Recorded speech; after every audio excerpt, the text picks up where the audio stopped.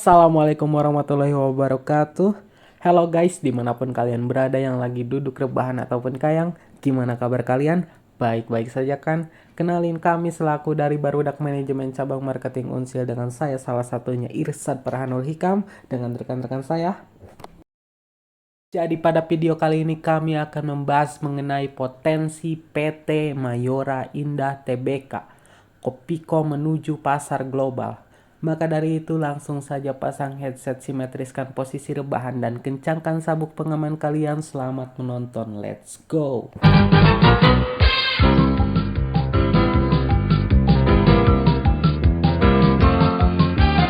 Ambil saja Kopiko, kopi permen Kopiko.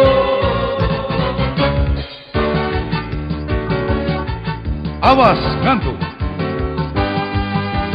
Ambil saja Kopiko. Kopiko, gantinya ngopi. Satu lagi dari Mayora. Sejarah Kopiko dimulai pada tahun 1974 ketika perusahaan Indonesia PT Mayora Indah Tbk didirikan oleh Yogi Hendra Atmaja. Awalnya perusahaan ini fokus pada produksi biskuit dan kue-kuean. Namun pada tahun 1982 PT Mayora Indah Tbk memperkenalkan produk permen kopi pertamanya yang diberi nama Kopiko. Telah menjadi inovasi baru ketika sebelumnya permen kopi tidak begitu dikenal di Indonesia. Dengan cita rasa kopi yang kuat dan manis, permen ini berhasil menarik perhatian konsumen dan mendapatkan popularitas yang tinggi. Kopiko juga dipasarkan dengan tagline yang menunjukkan komitmennya untuk memberikan pengalaman kopi otentik dalam bentuk permen. Kemudian mulai merambah pasar internasional dan diekspor ke berbagai negara di Asia, Afrika, Amerika, dan Eropa. Kualitas dan rasa autentik dari permen kopi membuatnya mendapat sambutan yang positif di pasar global. Seiring berjalannya waktu, permen kopi ini terus berinovasi dengan menghadirkan varian rasa baru dan mengadaptasi preferensi konsumen. Saat ini permen kopi ini telah menjadi salah satu merek kopi terkemuka di Indonesia dan dikenal secara internasional. Kehadirannya sebagai merek permen kopi ikonik terus menjadi favorit dan tetap menjadi pasar kopi permen di berbagai belahan dunia. So we're gonna move in Analyze Marketing Information System or MARIS. The first one, in MARIS, there's any internal report system. Dan yang akan saya bahas adalah cash flow. Pada tahun 2022, nilai cash flow bersih yang diperoleh dari aktivitas operasi perseroan untuk tanggal 31 Desember 2022 adalah sebesar 1.620 miliar, naik sebesar 578 miliar atau 55% dibandingkan pada tanggal 31 Desember 2021 yang sebesar 1.042 miliar.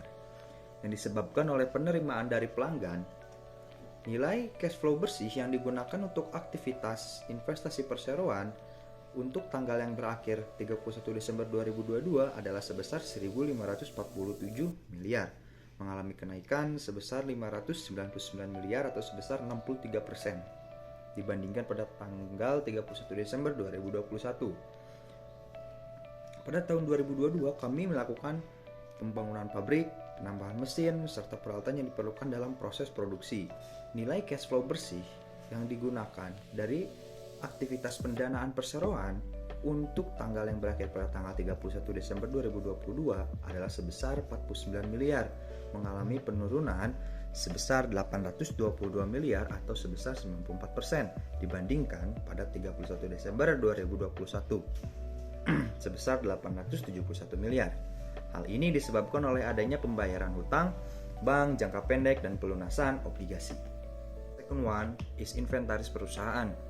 Tidak ada investasi yang sifatnya material yang dilakukan oleh perseroan pada tahun 2022. Investasi yang dilakukan hanya dalam bentuk pembangunan pabrik, perbaikan dan penambahan mesin serta lainnya untuk menunjang peningkatan kinerja keuangan perseroan. And the last one, kemampuan membayar hutang sebuah perusahaan. Selain hutang kepada pemegang obligasi berkelanjutan 1 tahap 3 pada tahun 2018 sebesar 500 miliar.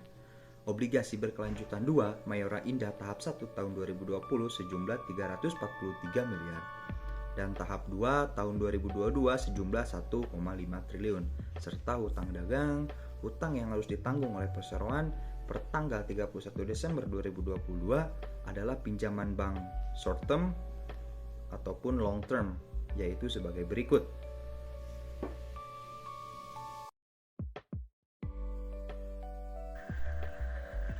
Biaya produksi dan catatan penjualan. PT Mayora Indah Tbk Produsen Permen Kopiko mengumumkan kenaikan penjualan bersih sebesar 3,4% dari 7,33 triliun pada kuartal pertama 2021 menjadi 7,58 triliun pada kuartal pertama 2022. Kenaikan harga komoditas membuat biaya produksi emiten produsen barang konsumsi membengkak, sehingga laba menurun. Namun, perusahaan tidak dapat serta-merta menaikkan harga jual karena kenaikan bahan baku. Dalam laporan keuangan yang dipublikasikan pada Kamis 28 April tahun 2022, produsen permen Kopiko itu mengumumkan kenaikan penjualan bersih sebesar 3,4% dari 7,33 triliun pada kuartal pertama 2021 menjadi 7,58 triliun pada kuartal pertama 2022. Kenaikan biaya produksi akibat naiknya komoditas dan bahan baku membuat ada ekspektasi growth dan dipandang menguntungkan untuk Mayora. Ia menuturkan secara pendapatan 2021 malah lebih rendah dari 2020, walau penjualan naik. Akan tetapi pada tahun 2022 diharapkan lebih baik walau ada tekanan kenaikan biaya produksi akibat naiknya komoditas dan bahan baku. Marketing Data Support System.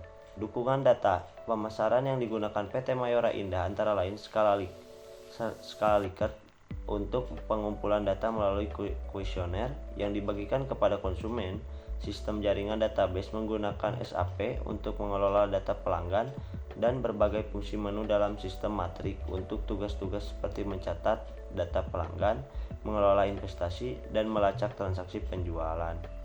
Selain itu, PT Mayora Indah Tbk telah menerapkan sistem seperti General Setup, Master Data Management, Inventory Management, dan Sales Management untuk memfasilitasi berbagai aspek dukungan data pemasaran dalam perusahaan.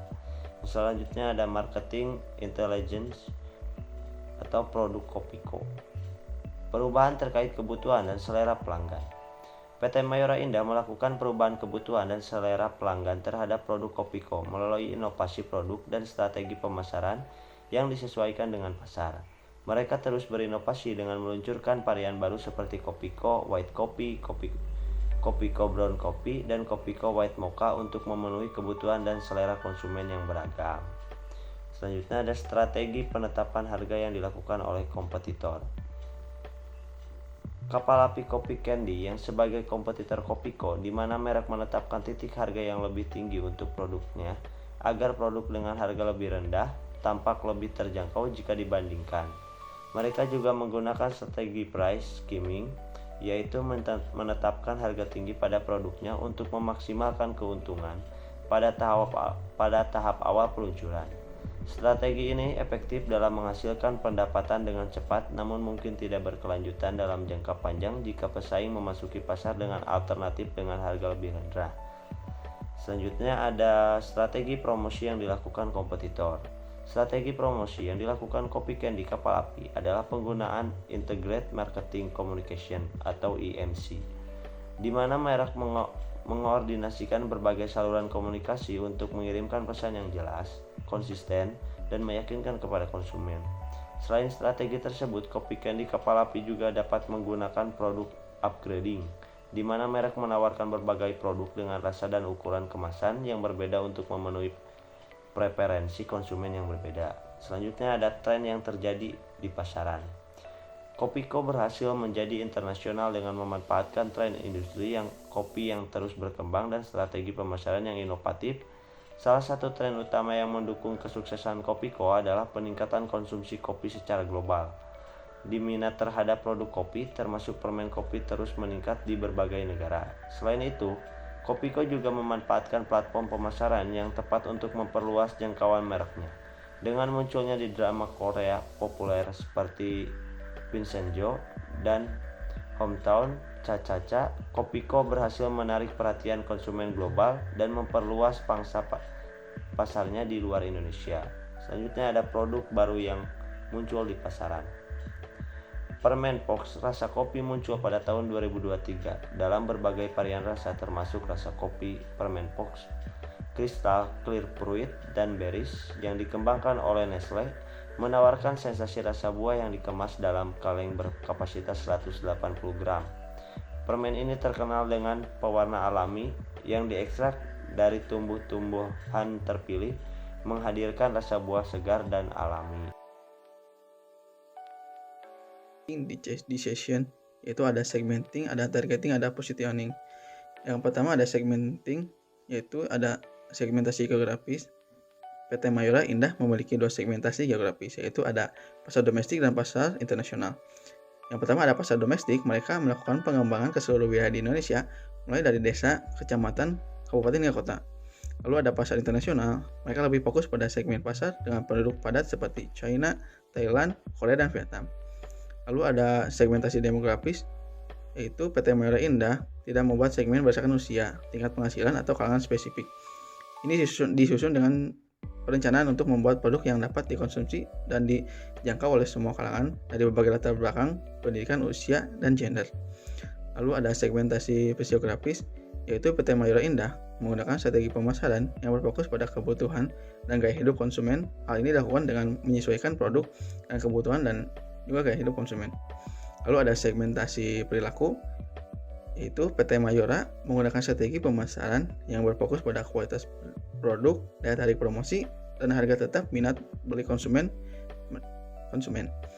Lalu mereka menggunakan data empiris untuk menunjukkan bahwa kualitas produk, daya tarik promosi, dan harga terhadap minat beli konsumen yang berpengaruh pada konsumen produk.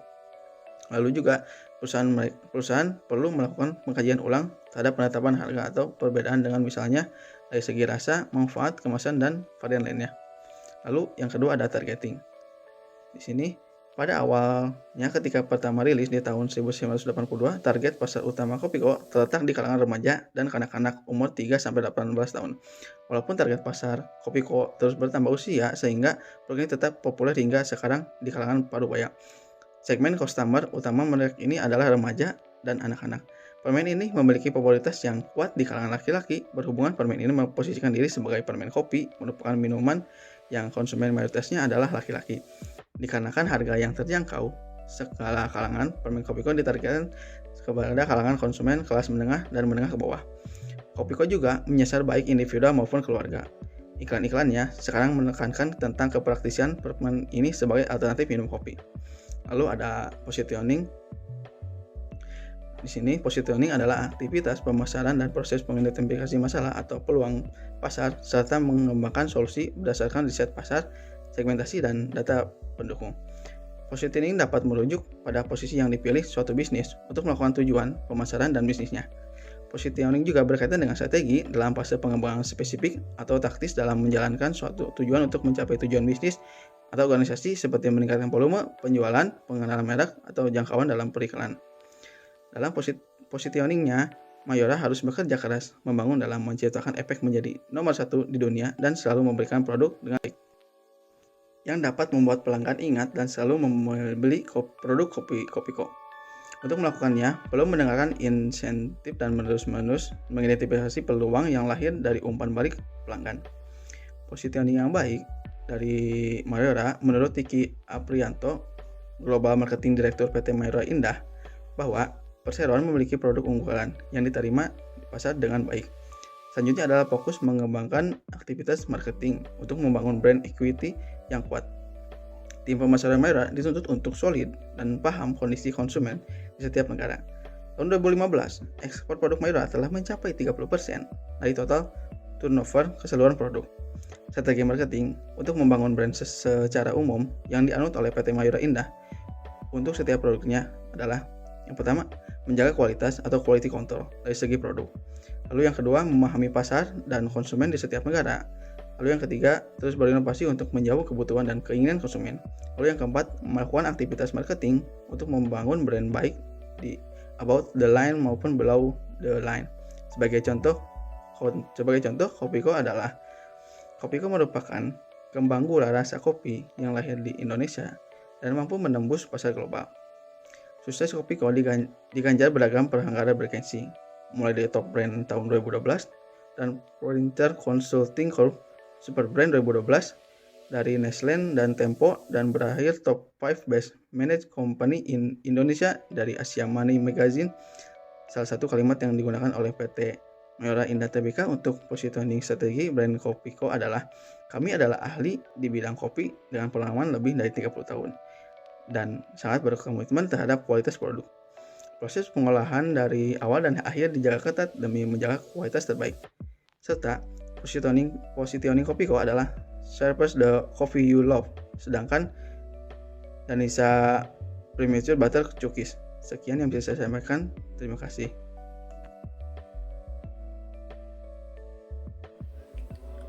Marketing decision dan marketing mix.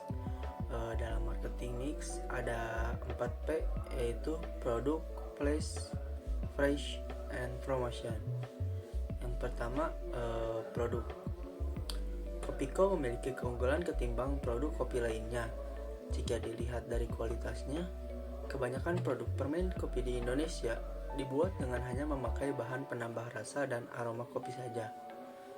Permen Kopiko dibuat murni dari ekstrak kopi asli. PT Mayora Indah memiliki pabrik pengolahan kopi sendiri dari PT Torabika Eka Semesta.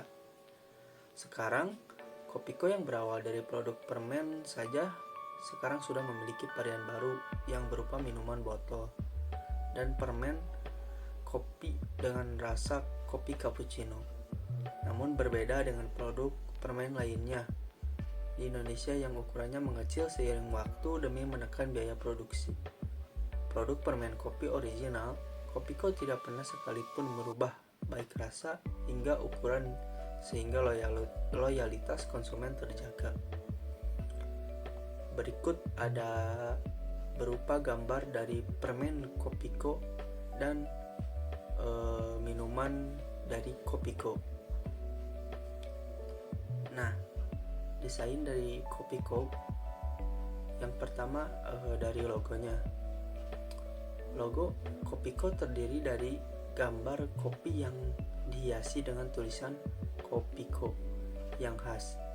Logo ini memiliki warna dasar hitam dengan aksen coklat emas. Desain sederhana namun elegan, mencerminkan kualitas dan kelezatan produk Kopiko. Lalu dari segi warna, makna warna logo Kopiko adalah warna dasar hitam dengan aksen coklat emas. Warna hitam dalam logo Kopiko memiliki makna warna yang terkait dengan kehormatan, spiritualitas, dan kekuasaan, serta biasanya digunakan untuk sebagai warna kerajaan dan kelembagaan rohaniawan.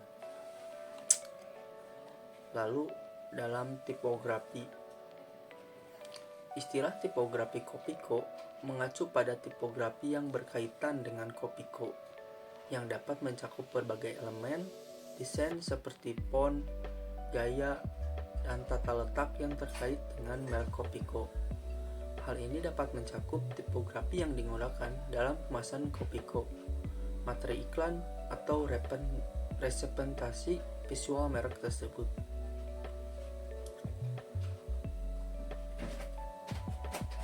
Selanjutnya dari branding. Perusahaan Kopiko menggunakan berbagai strategi promosi yang efektif untuk memperkuat citra merek dan meningkatkan kesadaran konsumen. Konsumen seperti brand place, drama Korea, iklan menarik dan beragam. Selanjutnya kemasan. Oke. Nah, ini contoh satu bungkus permen Kopiko. bisa kita lihat satu bungkus permen Kopiko 140 gram isi 30 butir per 3,5 gram satu permennya. Selanjutnya ini adalah contoh bungkus Kopiko berupa minuman. Di sana tertulis berlogo Kopiko dan angka 78 derajat Celcius yang rasa kopi latte yang isinya 240 ml.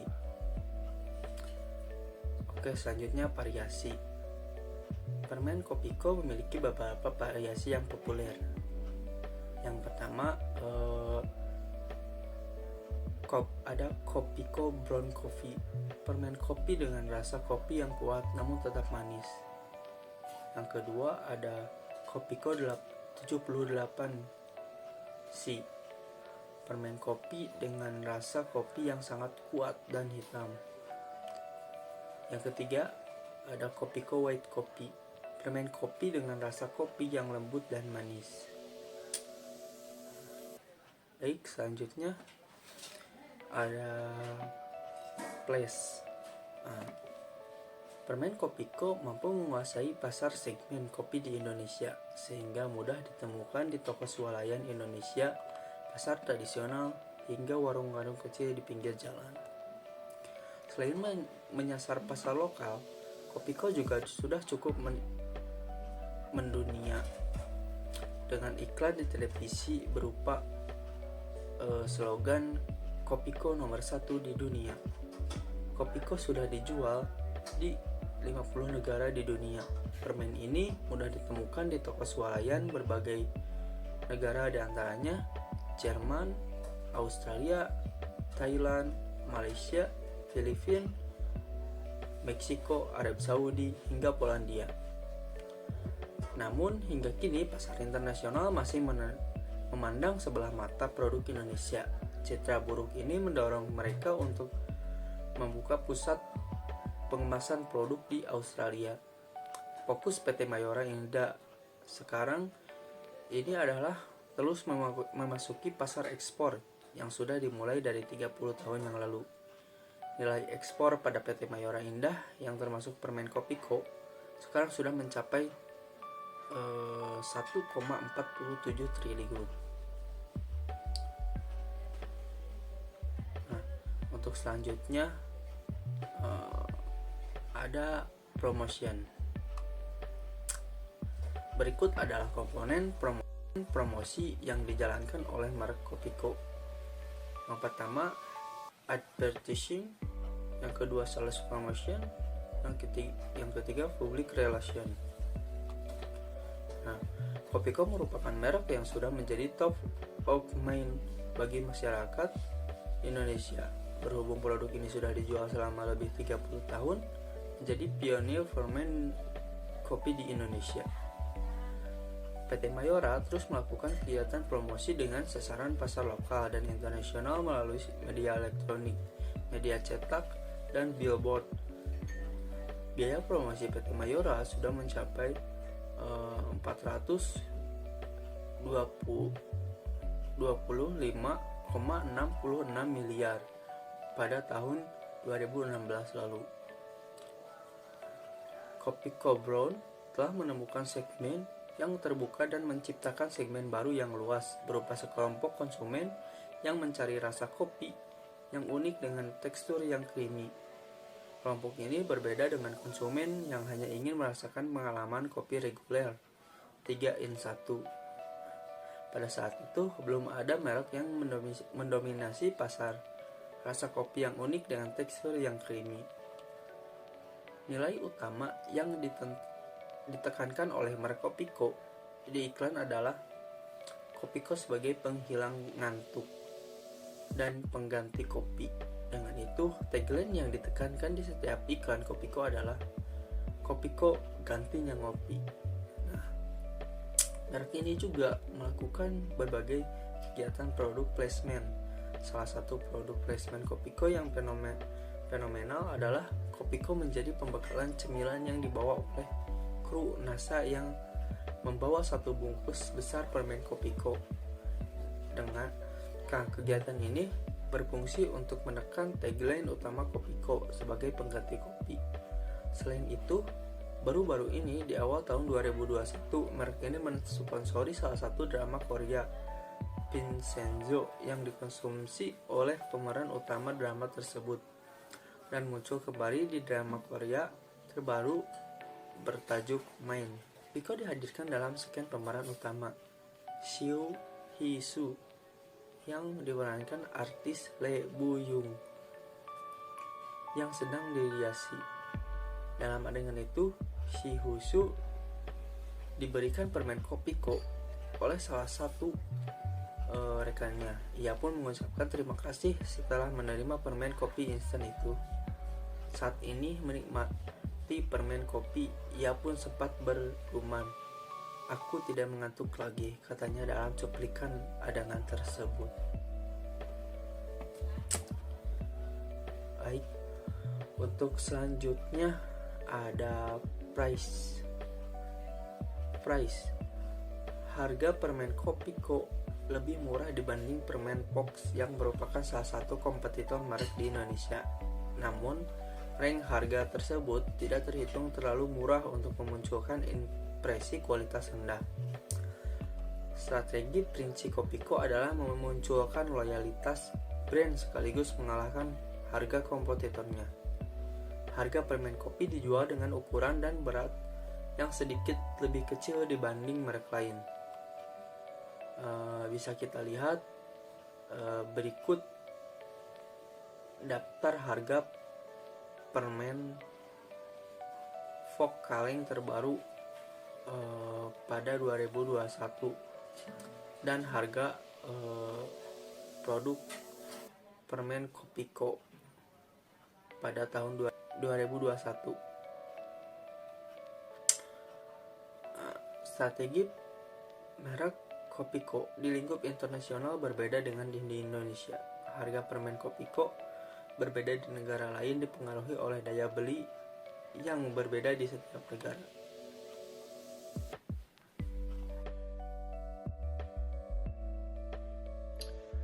Analisis TOWS. Ini adalah metode analisis strategi bisnis yang menggabungkan konsep dari analisis SWOT dan analisis Porter 5 Scores. Jadi TOWS ini dikembangkan oleh Heinz Wehrich, yaitu profesor manajemen di University of San Francisco pada tahun 1982. Jadi TOWS ini merupakan sebuah matriks yang membantu manajemen dalam mengidentifikasi kekuatan, kelemahan, peluang, dan ancaman perusahaan, serta dapat juga mengidentifikasi strategi yang tepat untuk mengatasi ancaman dan pengambilan keputusan. Jadi dalam analisis TOWS pada bidang kembang gula Kopiko di pasar global oleh PT Mayora Indah Tbk, ini ada 4 aspek gitu. Yang pertama, treat pada ancamannya. Jadi terdapat poin persaingan dari merek-merek mapan. Jadi pasar kopi global sangat kompetitif dengan merek-merek mapan seperti Nescafe dan Maxwell House. PT Mayora Indah harus siap bersaing dengan merek-merek tersebut dalam hal kualitas, harga, dan pemasaran. Selanjutnya, ancaman yang kedua yaitu fluktuasi harga kopi. Harga kopi dapat berfluktuasi secara signifikan sehingga mempengaruhi biaya produksi dan manajemen rantai pasokan pada PT Mayora Indah. Perusahaan juga harus siap mengelola risiko tersebut. Selanjutnya, ancaman yang ketiga yaitu adalah tentang tantangan regulasi. Jadi PT Mayora Indah harus mematuhi segala peraturan dan standar di setiap pasar yang dimasukinya. Nah, hal ini juga dapat memakan waktu dan biaya. Selanjutnya pada aspek kedua yaitu pada aspek opportunities atau peluang. Poin pertamanya adalah pada peluang ini meningkatnya permintaan kopi di Asia. Nah, permintaan kopi meningkat pesat di Asia didorong oleh pertumbuhan kelas menengah dan urbanisasi. Hal ini memberikan peluang bagi PT Mayora Indah untuk memperluas merek Kopiko di wilayah tersebut. Selanjutnya, peluang yang kedua, meningkatnya popularitas kopi instan. Kopi instan mendapatkan popularitas secara global dan PT Mayora Indah dapat memanfaatkan tren ini dengan memperkenalkan Kopiko ke pasar yang baru. Selanjutnya, peluang yang ketiga kemitraan dan kolaborasi yang strategis.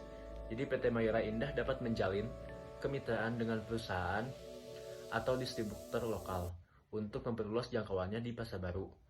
Lalu juga dapat memanfaatkan pengetahuan mereka tentang selera dan preferensi lokal. Nah, masuk aspek yang ketiga yaitu weakness atau kelemahan. Nah, dalam poin kelemahan ini ada 3 poin juga. Pertama, terbatasnya jaringan distribusi global. Nah, jaringan distribusi global PT Mayora Indah ini sangat terbatas sehingga menyulitkan dalam menjangkau pasar yang baru lagi. Selanjutnya, ketergantungan pada pemasok lokal.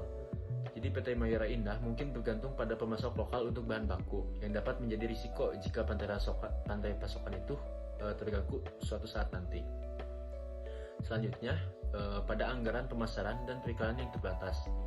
PT Mayora Indah mungkin memiliki sumber daya yang terbatas untuk berinvestasi dalam pemasaran dan periklanan secara global, sehingga sulit juga untuk membangun kesadaran merek di pasar global. Nah, pada poin tools yang keempat yaitu strength, pada kekuatan, pengenalan merek yang kuat. Nah, Kopiko merupakan merek terkenal dan terpercaya di Indonesia yang dapat dimanfaatkan untuk membangun pengenalan merek secara global ke depannya. Selanjutnya, Kopiko dengan produk berkualitas tinggi. Nah, PT Mayora Indah dikenal dengan produk-produknya yang berkualitas tinggi yang dapat menjadi pembeda utama di pasar global. Selanjutnya yang terakhir ada efisiensi operasional.